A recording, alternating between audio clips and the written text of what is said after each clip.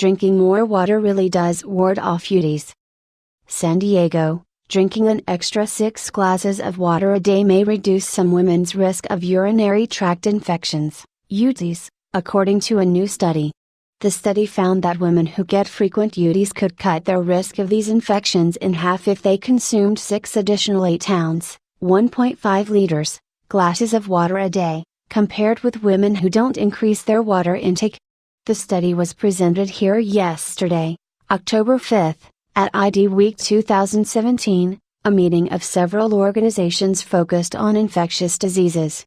27 devastating infectious diseases. Doctors have long assumed that increasing water intake could lower the risk of UTIs, and they often recommend that women at risk of these infections drink more water. But, until now, the recommendation had not been rigorously studied.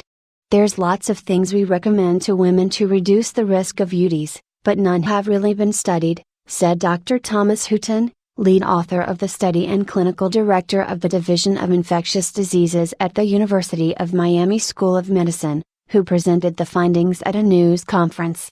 It's good to know the recommendation is valid, and that drinking water is an easy and safe way to prevent an uncomfortable and annoying infection, Houghton said.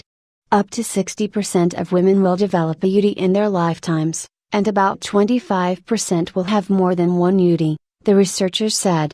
Women are generally more prone than men to UTIs because, in women, the urethra is shorter, so it is easier for bacteria to travel from the rectum and vagina to the bladder, the researchers said. The new study involved 140 healthy women under age 45 who had experienced at least 3 UTIs in the past year and who typically drank fewer than 6 8-ounce glasses of fluids a day. Half of the women were told to drink an extra 8 ounces of water a day, while the other half didn't make any changes in their water consumption. After 1 year, the women who increased their water intake had, on average, about 1.5 UTIs over the course of the study, compared with about 3 UTIs, on average, for the women who didn't increase their water intake. In total, the women in the water group were drinking about 11 glasses of water a day, compared with 5 glasses in the other group. Drinking more fluids is thought to reduce the risk of UTIs because it increases the rate at which bacteria are flushed from the bladder, and also likely reduces the concentration of bacteria that enter the bladder from the vagina, the researchers said.